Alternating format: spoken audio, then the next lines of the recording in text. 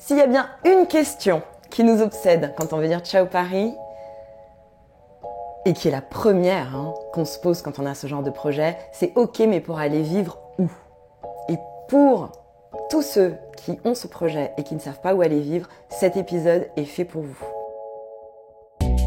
Bonjour à toutes et à tous, on est vraiment ravis avec Anna de vous retrouver pour un nouvel épisode de Ciao Paris, le podcast qui booste votre changement de ville et de vie.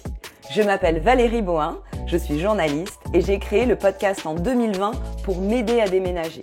Depuis, je vis près de Toulouse et je peux vraiment dire merci Ciao Paris.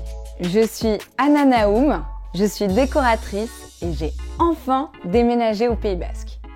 Moi aussi, je peux dire merci Ciao Paris. Vous rêvez de changer de ville, mais ça vous fait peur, vous ne savez pas par où commencer et c'est normal. Écoutez les témoignages optimistes et réalistes de celles et ceux qui ont sauté le pas. Ciao Paris, c'est vraiment la boîte à outils pour passer à l'action. De ce moment où vous prenez conscience qu'il faut bouger, mais que vous ne savez pas vraiment par où commencer, à votre installation en passant par l'organisation du déménagement, on est à vos côtés à chaque étape de ce grand projet. Trop bien! Alors, pour être sûr de recevoir les prochains épisodes, abonnez-vous à Ciao Paris. Et pour encore plus de ressources et de conseils, inscrivez-vous à notre newsletter ensoleillée. Oui, on sait Valérie, le lien est dans la description de l'épisode. Oui, tout à fait. Tout à fait, Anna. Salut à tous. Aujourd'hui, c'est Valérie et je prends le micro solo pour vous parler de cette question qui est la première étape. En général, la première pierre de notre projet de déménagement, c'est de choisir notre futur endroit. Et pour ça, je vais m'appuyer sur plusieurs choses. Il y a mon expérience perso, bien sûr. Si vous avez écouté les épisodes 71 et 72, où je vous raconte mon Ciao Paris, vous savez un peu par quelles étapes je suis passée. Je vais m'appuyer aussi évidemment sur tous les témoignages que j'ai recueillis, à la fois ceux des invités du podcast, mais aussi les centaines de témoignages que j'ai pu recevoir par ailleurs. Et la troisième chose sur laquelle je vais m'appuyer, c'est ce livre qui s'appelle « Vivre au bon endroit et comment faire en sorte que ça se passe bien », sous-titré « Le guide pour les indécis qui ne savent pas où vivre », qui est paru récemment aux éditions 2 degrés et qui est un guide génial. Alors je fais une petite version filmée, vous pouvez la retrouver sur YouTube, sur la chaîne de Ciao Paris. Je vous montre le livre. Voilà, il est là. J'ai tout aimé dans ce bouquin. Le fond, la forme, j'ai trouvé il y avait à la fois la dose de pragmatisme dont on a besoin dans ce genre de projet et aussi il parle du lien au territoire d'une manière qui est super intéressante et qui peut vraiment vous aider dans votre recherche. Donc n'hésitez pas à aller vous procurer ce petit livre. Il est hyper facile d'accès, il est pas cher, il est à 12 €. Et c'est à la fois léger et en même temps suffisamment sérieux pour être un vrai bon accompagnateur dans votre projet. Donc je vous invite vraiment à vous le procurer. Et donc comment je vais aborder cette question avec vous? Je voulais le faire de manière plutôt simple à travers les 3 questions fondamentales à vous poser pour choisir votre ville idéale. Et ensuite, on abordera les 3 écueils à éviter, selon Mathieu Zimmer, qui est donc le co-auteur de Vivre au bon endroit et comment faire en sorte que ça se passe bien.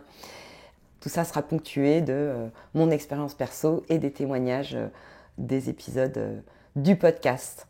Allez, c'est parti. Alors, si on commence par les 3 questions fondamentales, celles qui peuvent vraiment tout changer avant votre recherche, la première, qui est cruciale, je pense, c'est où sont vos proches? Alors, ça peut paraître bête comme ça, mais ça change tout en fait, d'avoir des gens qu'on aime à proximité. Alors, ça peut être 5 minutes, ça peut être 1 heure. J'en parlais avec Julia Nuon, justement, qui est une des co-auteurs de Vivre au bon endroit, avec qui je serai en live bientôt, qui, elle, me disait, moi, je vais m'installer à Foix parce que je suis à 1 heure de mes beaux-parents, et à 2 heures de mes potes de Montpellier où elle vit actuellement. Bon, elle, c'est son équation. Damien, dans l'épisode 74, lui, il voulait une ville qui a de la gueule, historique, etc. Donc ça, c'était vraiment un critère super important pour lui. Mais il voulait être pas trop loin de la famille de sa femme qui est en Alsace, pas trop loin de ses potes qui sont à Lyon, et pas trop loin de Paris où il a aussi des amis. Donc il y avait un espèce de triangle comme ça qu'il a fait, et du coup, il s'est installé en Haute-Marne. Moi, j'ai eu besoin que ce soit beaucoup plus proche. Quand ma sœur m'a annoncé en janvier 2021, Valérie, dans 6 mois, je suis à Toulouse, je me suis dit qu'en fait, j'avais envie de vivre dans la même ville que ma sœur. Enfin, pas loin en tout cas. On a toujours vécu pas très loin. Et c'est vrai que là, quand elle m'a dit ça, on avait toutes les deux le projet de quitter Paris. Et c'est vrai que je ne nous voyais pas trop vivre chacune à un bout de la France, quoi. Donc ça a été un critère. Du coup, dans la foulée, j'ai été visiter Toulouse, les Pyrénées, ça m'a plu. Et on est venu s'installer ici très peu de temps après. Donc, voilà. Première question, où sont vos proches? Est-ce que c'est important pour vous qu'ils soient près? Dans quelle proximité vous voulez être avec eux? Est-ce que c'est 5 minutes? Est-ce que c'est 1 heure? Est-ce que... etc. La deuxième question, c'est celle de la géographie. Et là, Mathieu Zimmer, il a une réflexion qui est super intéressante, c'est que lui, il dit notre lien au territoire est très intime. Et que souvent, ça remonte à notre enfance. Qu'en fait, on est conditionné par les paysages dans lesquels on a grandi. Moi, j'ai grandi en Corse et ça lui donne raison. Moi, mon paysage idéal, c'est une montagne qui tombe dans l'eau. Alors, j'ai pas capté ça tout de suite. J'avais l'impression que c'était un lac. Et en fait, si je réfléchis bien, la montagne qui tombe dans l'eau, en fait, c'est juste la définition de la Corse. Posez-vous cette question de quel type de paysage vous fait vibrer? Est-ce que c'est plutôt plat? Est-ce que c'est plutôt vallonné? Est-ce que vous avez besoin de la mer ou de la montagne? Est-ce que vous êtes météo-sensible? Auquel cas, vous serez plus ou moins, vous serez au sud ou au nord de la Loire selon ce que ça vous dit, ça aussi, parce que c'est à prendre en compte. Si vous êtes météo-sensible et que vous allez vous mettre dans la Manche, vous risquez d'avoir besoin d'escapades régulières, ou en tout cas, il y aura un impact sur vous. Donc, tout ça, c'est à prendre en considération et ça fait partie des questions à se poser pour trouver, encore une fois, votre ville idéale. Moi, je sais que j'avais besoin d'avoir la mer pas trop loin, d'avoir aussi un territoire, pas trop loin de la montagne, pas trop loin de la mer. Pour mon mec et moi, mon mec il adore la montagne, lui dès qu'il y a de la neige, il prend la voiture et il part skier même la journée. Donc ça c'est vrai que lui ça faisait partie de ses souhaits. Moi je voulais pas être trop loin de la mer. Au final, la mer, elle est quand même à 1h30 d'ici. Et au départ, je m'étais dit, mais c'est pas grave, c'est génial. 1h30, ça se fait dans la journée. Et spoiler, je n'y vais jamais. J'ai pas du tout envie de me taper 3 heures de bagnole dans la journée. Donc, j'y vais sur un week-end. Mais du coup, j'y vais moins souvent. C'est pas aussi près que ce que j'avais imaginé. Quand on a habité en ville ou particulièrement quand on a habité à Paris, parfois on se dit qu'on est à 1/2 heure ou 1 heure de la mer, on a l'impression d'habiter à côté de la mer. À l'usage dans le quotidien, c'est pas forcément le cas. Et la troisième question, d'ailleurs en parlant de quotidien, la transition est parfaite, c'est justement celle de votre vie quotidienne. C'est une question hyper concrète. Quelles sont vos envies? Quelles sont vos contraintes? Par exemple, si vous adorez aller nager, on en parlait, et que pour vous c'est important de pouvoir le faire toute l'année. J'ai une amie qui est dans ce cas-là et qui, elle, vit dans la Manche, dans un petit village pas très loin de la mer. Elle fait du longe-côte et dans son équation quotidienne, c'était super important. Donc réfléchissez bien, être à 5 km ou à 20 km, ça change tout. Par ailleurs, je ne sais pas si vous avez... prenez en compte vraiment toutes vos contraintes quotidiennes. C'est-à-dire, est-ce que si vous avez un enfant qui fait de la GRS en compétition, assurez-vous qu'il y ait un club de GRS à proximité et assurez-vous d'être pas loin parce que si ma fille en a fait, vous y allez 3 fois par semaine, c'est je sais pas 20 minutes pour l'emmener aller-retour, donc ça fait 40 minutes 3 fois par semaine. Bon, à la fin de la semaine, à la fin du mois, ça fait quand même pas mal de kilomètres et à la longue c'est un peu chiant, quoi. Enfin, voilà. Après, il y en a que ça dérange pas de faire de la voiture, donc tout ça, voilà. C'est pour ça que tout ça, c'est très personnel et encore une fois, il n'y a pas de mode d'emploi, mais c'est pour ça que j'ai vraiment choisi ce prisme aussi des questions à se poser, hein, parce que c'est entre vous et vous. Donc voilà, projetez-vous vraiment, notez toutes les contraintes de votre vie quotidienne et projetez-vous dans de quoi vous avez besoin et de quoi vous avez envie et aussi de quoi vous n'avez plus envie. On passe tout de suite au piège à éviter. Le premier piège, ça rejoint un peu ce qu'on disait juste avant, c'est cette idée que vous n'êtes pas très près, mais que vous n'êtes pas très loin non plus. Et donc, l'écueil, c'est attention aux compromis un peu mous où vous êtes loin de rien et en même temps, vous n'êtes près de rien non plus. Voilà. Surtout si vous n'avez pas envie de faire des heures de bagnole dans la semaine etc. Le deuxième écueil, c'est de mal évaluer l'ambiance de la ville ou du village. Alors là, Mathieu Zimmer, qui est donc co-auteur du livre Vive au bon endroit, il nous donne des astuces. Il nous propose à la fois d'aller au marché pour tester l'ambiance dans un moment un peu collectif, un peu festif, mais il propose aussi d'y aller un mardi à 14h. Et là, vous aurez un peu les 2 salles, 2 ambiances de l'endroit. Moi, le conseil que je vous donnerais aussi, c'est parler avec les gens. À chaque fois que vous y allez, discutez avec eux, posez-leur des questions. Moi, j'ai aussi beaucoup regardé le nombre d'associations actives.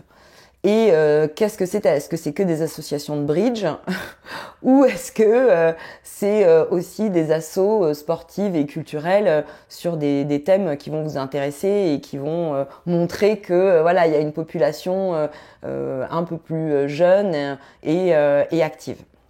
Il donne un autre conseil, Mathieu, que j'aime beaucoup, c'est de repérer le café ou le bar sympa et d'aller le tester. Parce que ça va être votre futur repère en cas de besoin de chaleur humaine. Surtout si vous télétravaillez chez vous, à un moment, que vous pétez un câble et que vous avez besoin d'aller voir du monde, d'entendre du bruit et de parler avec des gens, et ça sera effectivement votre QG.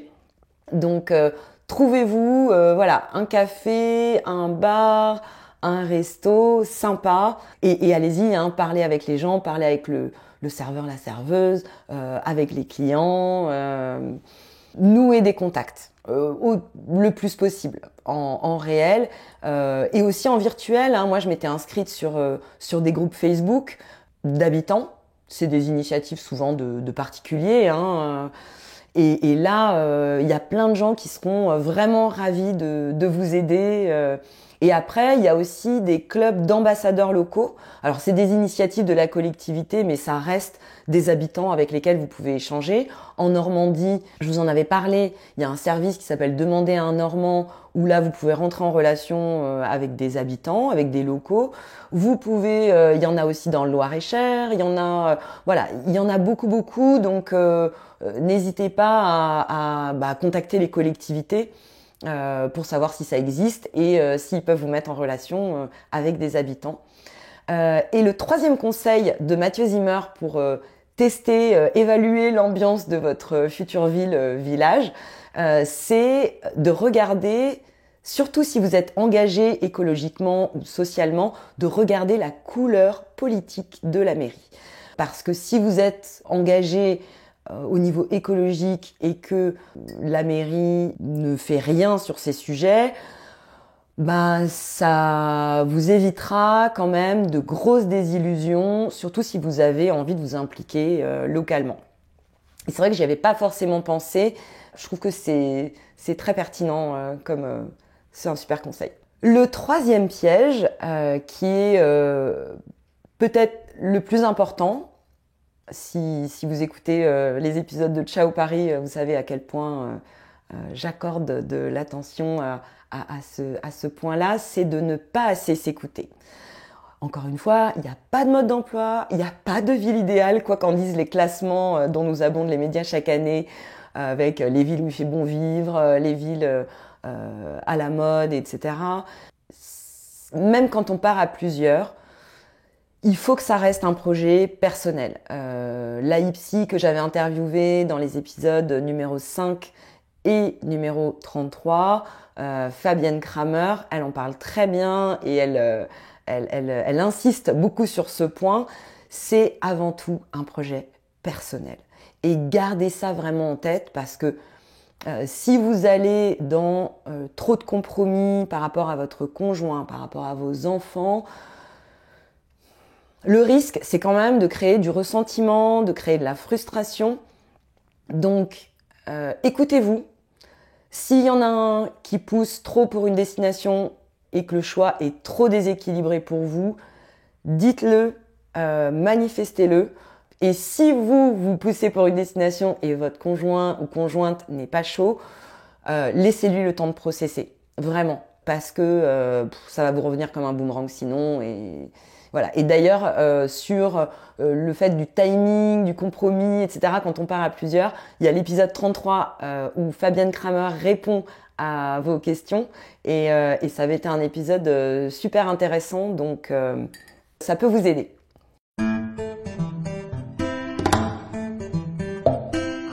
Pour conclure, je dirais qu'il n'y a donc pas une ville idéale, mais qu'il y a forcément un endroit qui vous correspond. Donc l'important, c'est de prendre le temps de réfléchir et surtout de vous écouter. J'espère que cet épisode vous a plu. Moi, je vous donne rendez-vous ce lundi, 13 janvier, en live sur Insta avec Juliane Huon qui a illustré le livre Vivre au bon endroit et comment faire en sorte que ça se passe bien, le guide pour les indécis qui ne savent pas où vivre. Et elle, Juliane, elle a aussi quitté Paris et déménagé plusieurs fois. Et avec elle, on va explorer l'idée qu'il y a plusieurs villes idéales selon nos périodes de vie. J'adore cette idée. C'est exactement pour ça que je ferai jamais de Paris bashing. C'est clair. Pour moi, j'ai été très bien à Paris parce que ça, à une certaine période de ma vie, parce que ça correspondait à mes attentes du moment. Et puis, plus bien du tout parce que j'aspirais à autre chose. Et avec Juliane, on va explorer comment au fil de nos étapes de vie, on a différents idéaux de cadre de vie et comment on chemine vers... c'est un peu comme un oignon en fait. Comment on chemine de plus en plus vers ce qui nous ressemble profondément. Et comme d'hab, vous retrouverez ce live en épisode jeudi prochain. Ce sera donc l'épisode 80. Et bientôt, sur le même thème, le 23 janvier, vous pourrez écouter l'épisode 81 sur comment explorer un territoire quand on veut s'y installer. Alors, je vous ai fait un petit mois à thème là. Le premier avec ces 3 épisodes là du mois de janvier. L'épisode d'aujourd'hui, comment trouver sa ville idéale. L'épisode de la semaine prochaine, comment on a plusieurs villes idéales au fil de nos différentes périodes de vie. Et enfin, comment explorer un territoire quand on veut s'y installer. Et si cet épisode vous a plu, n'hésitez pas à le partager, surtout avec ceux qui sont en quête de leur prochaine ville. À jeudi prochain, ici, sur le flux de Ciao Paris.